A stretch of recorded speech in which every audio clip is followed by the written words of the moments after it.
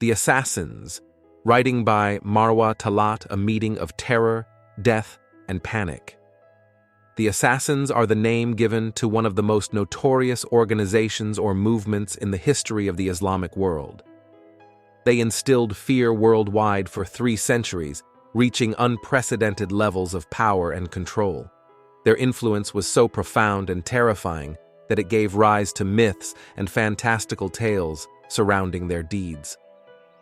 One notable conflict took place between the Seljuk Sultan, Sanjar ibn Malik Shah, and the Assassin sect in attempts to eradicate the cursed faction.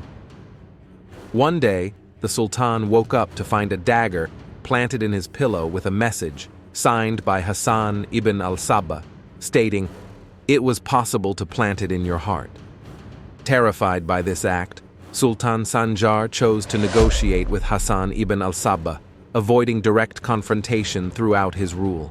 This incident illustrates the level of fear instilled by the assassins. The assassins reached the Sultan's bedroom, understanding the meaning of infiltrating the heart of the Sultanate.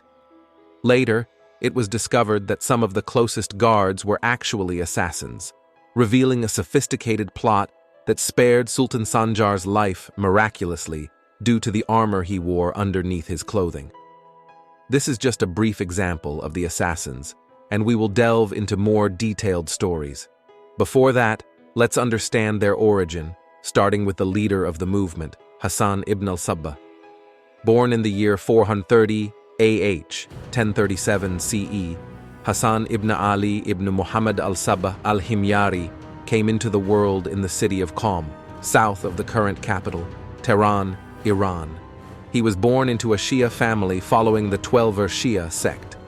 After his birth, his family moved to Ray, southeast of Tehran, where Hassan immersed himself in scholarly pursuits. At the age of 17, he encountered a prominent Ismaili Shi'a figure, Umaira Zarab, who convinced him to adopt the Ismaili Shi'a sect. The Ismailis differed from the mainstream Shia in their allegiance to the Fatimid Caliphate in Egypt. To fully join the Ismaili sect, Hassan had to pledge allegiance to the Fatimid Caliph.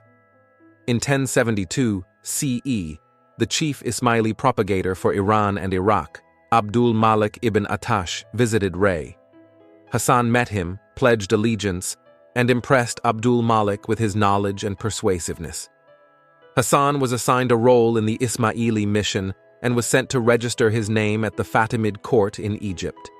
He prepared himself for this new phase, taking on the role of a propagator for the Ismaili sect.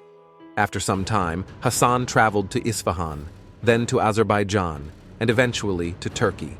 In Turkey, he faced challenges when he openly rejected the authority of Sunni scholars and insisted that only the imam had the right to interpret religion. This led to his expulsion from the region. Moving to the Levant, Hassan traveled through Syria, Beirut, and Palestine, causing controversy wherever he went. From the coast of Palestine, he boarded a ship and arrived in Alexandria in 1078 CE.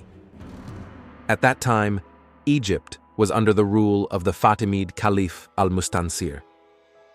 Hassan, as the head of the Ismaili mission in Isfahan, was assigned a significant role in the Ismaili community. However, after observing the political situation in Egypt and realizing that his allegiance to the Fatimid Caliph did not hold much weight, Hassan began to criticize the government. His confrontations targeted Badr al-Jamali, the vizier and commander of the army, who played a crucial role in stabilizing Egypt after a period of turmoil. Badr al-Jamali saw Hassan as a threat due to his ability to create unrest. The vizier managed to convince the Caliph al-Mustansir to arrest Hassan and throw him into prison in Damietta. While in prison, Hassan's luck took an unexpected turn. The ship carrying him to exile got lost in the sea, changing its course and eventually sinking. Hassan found himself washed ashore in Acre in the Levant in Rajab 1081 CE. This stroke of fate allowed Hassan ibn al-Sabah to continue his activities and become a prominent figure in the historical narrative. To be continued.